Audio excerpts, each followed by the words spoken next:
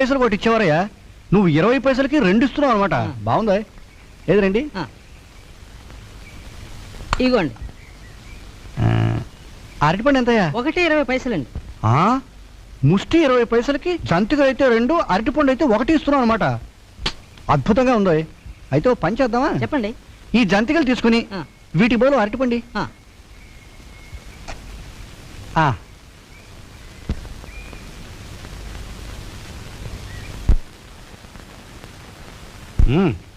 పండు బాగుందయ్యా. మన పెరట్లో వేయించావా? కాదండి, పాలకొల్లని తెప్పించాను.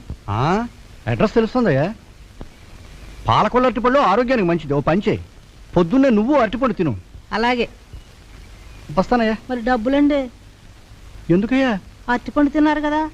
అరటిపండు జంతికలు బదులు ఇచ్చావు కదయ్యా. జంతికలు డబ్బులు ఇవ్వండి. జంతికలు తిరిగి ఇచ్చేసాను కదా. 20 పైసల కోసం నన్ను మోసం చేయాలని చూస్తున్నావా? పెద్ద ముండావాడు కదా, నీకు సిగ్గులేదయ్యా?